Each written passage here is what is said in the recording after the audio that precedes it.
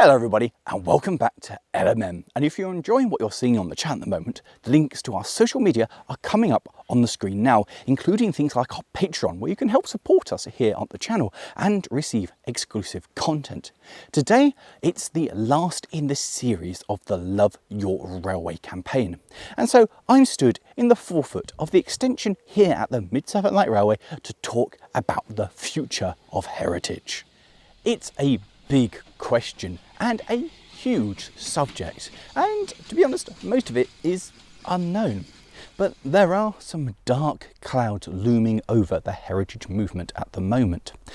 Within the UK, the lack of availability of coal is a hot and widely discussed topic, and we've spoken in some videos about how some railways have started to look away from the hard black stuff and traditional fuels and look at more sustainable and eco-friendly alternatives. As for their suitability and what works and what doesn't, well, only time will tell. But it's a very strange thought to think that there's a very real possibility that I will be part of the last generation who actually fired locomotives with coal.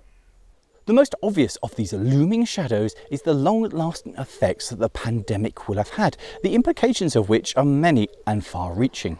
Chiefly amongst these is the devastating effect on income. Not being able to open means no passengers. No passengers means no tickets are sold. No tickets means no money. There are places all over the world that have been hit so hard that their very existence has been threatened. And the problem is more deep-rooted than that.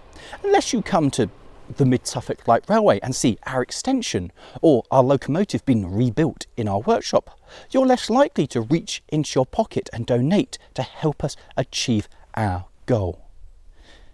Everywhere, projects have stalled. People either being literally unable to get there, or there just isn't the money to push projects forward. Everywhere, plans have come undone. Places pushing to get a locomotive back into service to cover as another one's ticket expires suddenly find themselves struggling for motive power. And other projects are overrunning. In some cases, essential work hasn't been done, and places find themselves unable to reopen.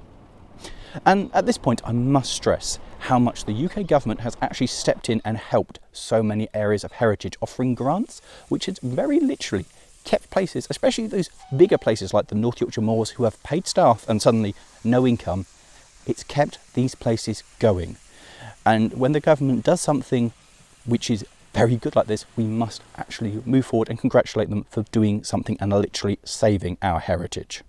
As I've said in almost all of the other videos in this series, railways, museums and anything to do with heritage the world over are crying out for volunteers. Without these wonderful people who give their time to allow heritage to continue and thrive, heritage just couldn't exist. And the problem isn't just a lack of numbers or a lack of people coming through. It's the realisation that we have an ageing volunteer force. Some of these people have been with their societies since they formed. Others worked on the railway under BR, and they're now trying to help preserve the things that they once worked with.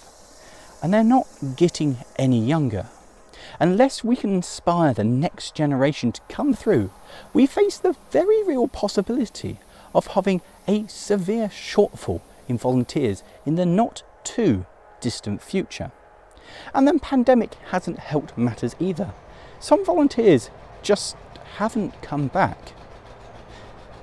And we find that it's the same volunteers volunteering for roles time and time again, to the degree that for some places, if their usual people don't volunteer and don't come forward, they find themselves really struggling to be actually able to open. It's obvious to us all that the world is changing. There's a generation following me that will never get to see real working steam as the last bastions that once operated these locomotives start to fall by the wayside. And what heritage actually is continues to change and evolve. The units that I once rode on as a small boy are now prime candidates for preservation. And all of this might sound quite negative towards the future of heritage, and we've got to be realistic with some of the problems that we face. But it's far, from over. We've touched on how volunteering has helped me personally and how it's helped create happy memories and good times for families who will keep coming back time and time again, and how it continues to teach and educate us, and how it has become a tangible link to the past. Heritage isn't dead. In fact, it's very much alive and kicking. It's something which grows year on year. New organisations are formed, railways expand and extend, vehicles are restored from conditions once considered impossible, and new and extinct locomotives are recreated, allowing whole new generations to experience them. In the UK, heritage railways are a multi-million pound industry, and that employs a surprisingly large amount of people. In fact, in some places of Wales, the heritage railways are the largest employers in the area. And in areas that surround heritage, local businesses feel the advantages of more potential customers coming in, helping to stimulate local economies. And many businesses have been set up to work within heritage. There are companies that specialise in the overhaul and repair of locomotives, and within that, companies that have set up to manufacture specialist components for steam engines.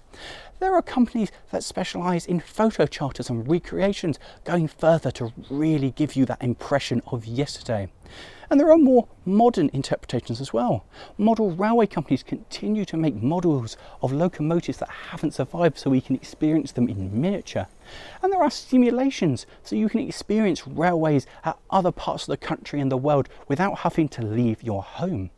And some say that some people even create videos and upload them to the internet for people to watch.